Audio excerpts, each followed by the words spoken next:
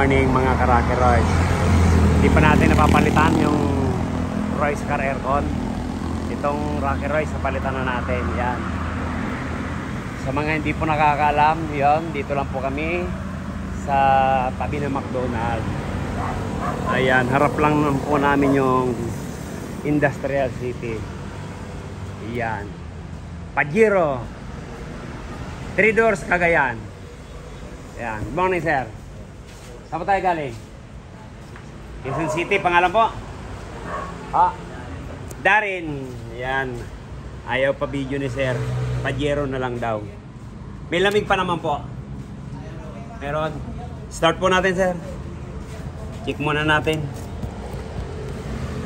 Shout out natin si Kajimi. Kajimi, oh, parehas nung sa'yo. 3 Doors.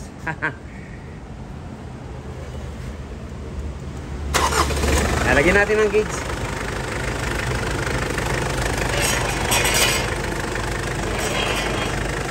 Ito yung sinasabi niya, umikot dito. Umikot dito sa high bubak.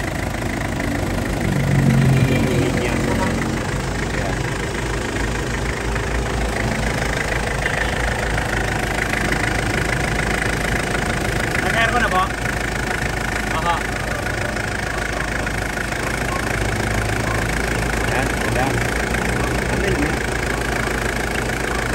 May lamig sir, kaya lang bitin. Pero bitin. Kakukuha ko lang.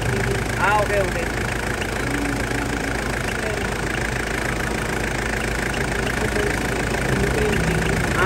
Baka may tagas.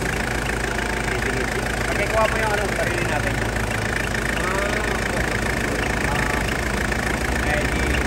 I-disconnect natin yan. Dapat check ko rin sa medyo ilalim.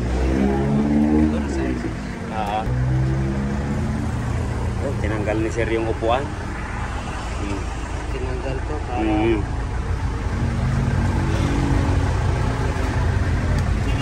pati dali na ito pwede din. Ano siya yun? Malamig eh. Kaya lang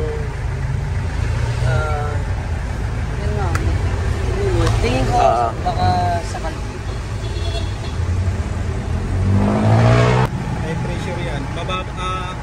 Baga pa lang. Tingin ng 200. Sige. Check muna natin. Hindi, sandali. Para makita natin kung ilan ang lamig.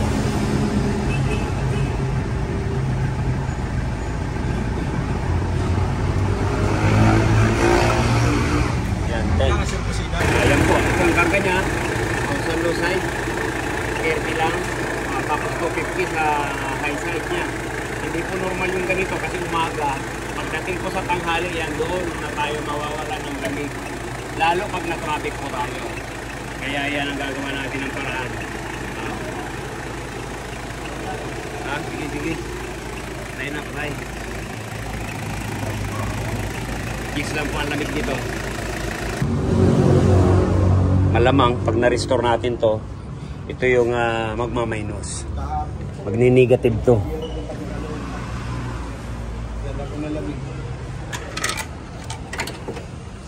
Taga Sambales yun. Kinuha pa na Sambales yung Pajero, dinala sa Caloocan. Local po. Yan, check natin. Compressor. Yan. Matigas. Tingnan eh. Yan, dito natin lalagay.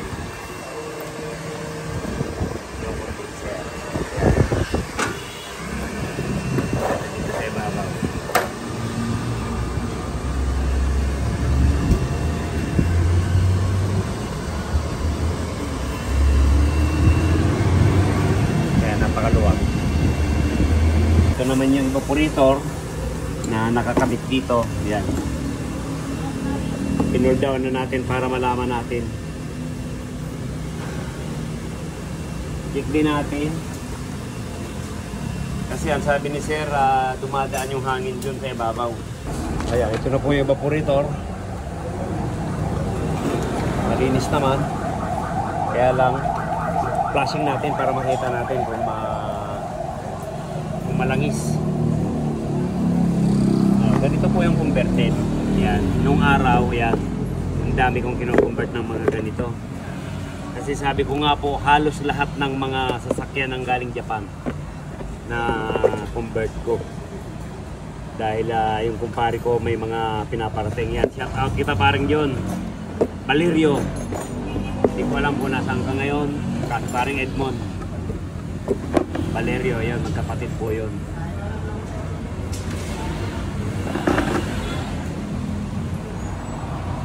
Yan. Pagdating po sa bracket, ang ginagamit natin mga flat bar. Hindi po tayo nagagamit ng ready-made na yung may mga butas.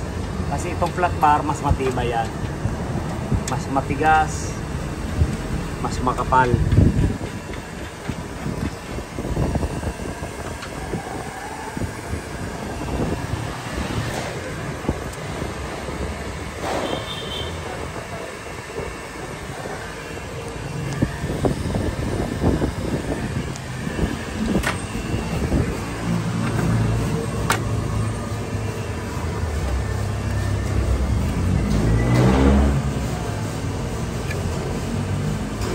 Yan, isi-series na po natin yan.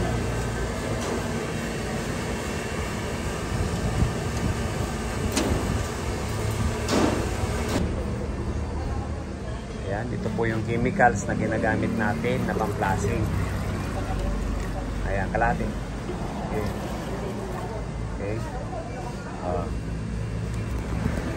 Ang ginamit po natin, improvise. Improvise lang. Wala tayong ginawang expansion na pang ano dito. Lit. Albag. O, pati ito po yan. Ginawa lang natin yan.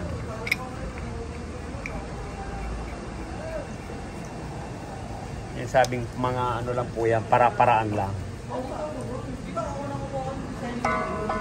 Para-paraan. Ibig sabihin na diskarte lang yan. Okay. Okay. Pero pag nagpa-flashing po tayo, kailangan meron tayong gauge. Kasi ito pong nitrogen na to, 2,000 PSI po yan.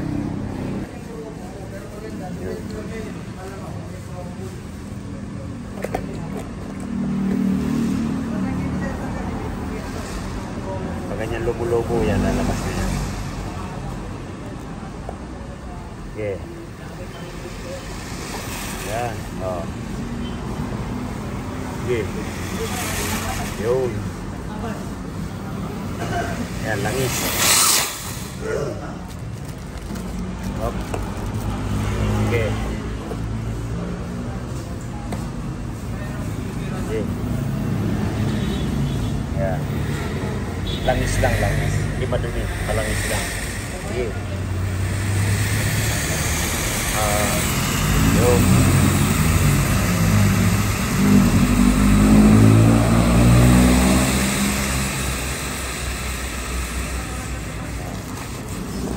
Ayan po yan, oh.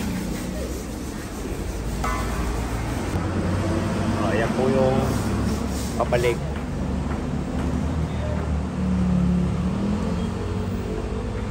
Yung hinihinang na to.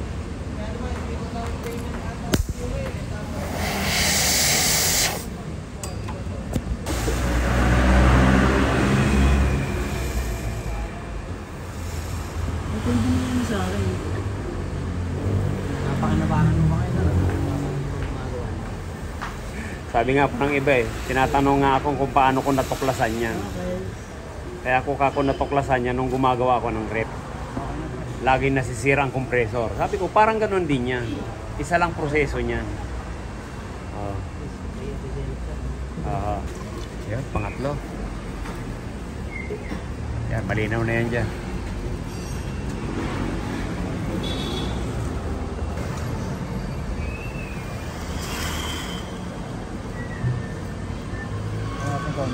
Kasi sir, karamihan yung iba nito, binubugas sa ere. Kaya minsan po wala ka nang mabilihan nito eh. Pinabawal na. Kaya mabuti nga may natitira pa dun sa... Pero meron na akong meron na akong pamalit. Nung araw wala pa naman to, yun ang ginagamit ko. Ito po yung chemicals na pangdinis. Ayan sir, parang Sprite na. Para ng Hinebra, yung sinasabi ko. Hinebra, baka naman. Ayan, kanina ito. Yan po yan, langis yan. Sige, tuyuin na lang natin yan.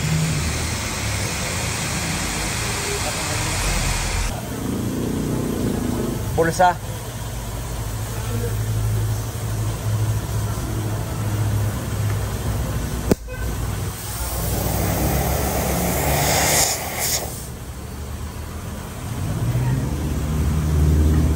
Ayan. Ito na po yung kaduktong natin. Galing doon sa isa. Okay. Yung kupas po, pinalitan na natin. Para kitang-kita. Ang Rocky Royce po pala since 1998 pa. Yung shop po namin yan.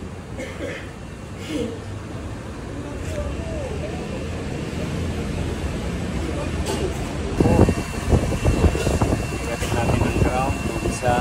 Yan. Tapos electrical na lang ang gagawin natin. Lalagyan po natin ng relay. Saka fuse. With fuse on yan. Ito. Babalik na po natin. Yan. Pinalitan natin yung foam. Kasi singaw. Yan. Laking bagay po itong foam na nilagay natin para hindi dumaan yung hangin. Ganun din dito sa kabila.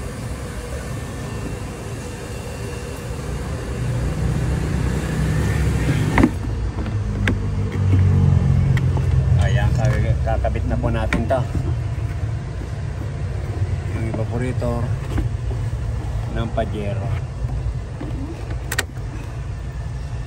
Check tayo ng lamig kung ilan. Okay.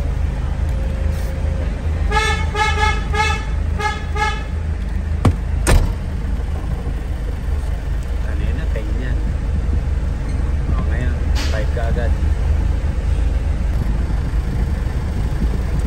Minus 0, minus 1,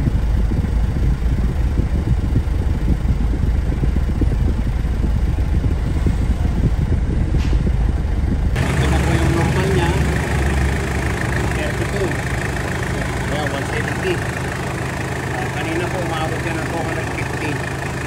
Yan 250 PSI. Ayan, ngayon 170 lang. FP 117. Yan, okay na. So, okay na po. So, yun na yung main. Wala po na. Okay na yan. Maluwag po eh. Kung na po, wala na. Ano ba may train yung ano? Filter. Kasi maluwag sa loob. Pero, wala na may lift ka, no? Ako. Silip ko na rin natin. Sige po. Okay. Sinalang natin yung 3 doors sa Pajero para check natin yung ilalim kung anong problema sa ilalim.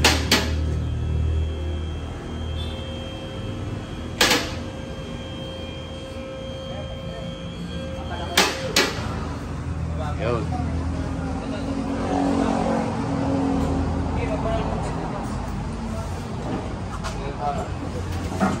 Up, dahan-dahan lang. Okay.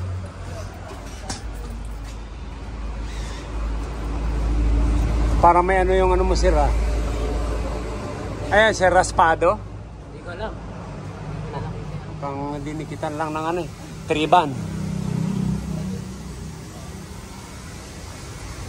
Ayan, may tagas din. Okay siya.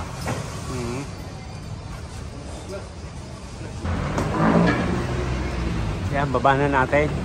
Sinilip lang natin yung ilalim.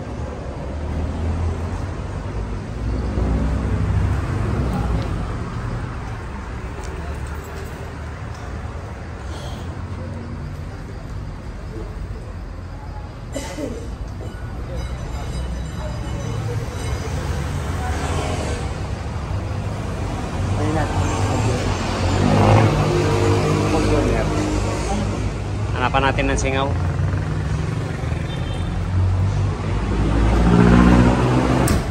Yan, okay na. Maraming salamat po.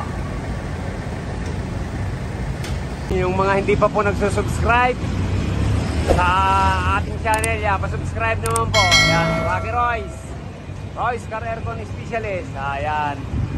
Para makatulong po tayo sa iba, yung ibang namumroblema sa mga aircon na hindi mapalamig. Yan, subscribe naman po. Share na lang din para malaman din po ng iba. Ano, okay?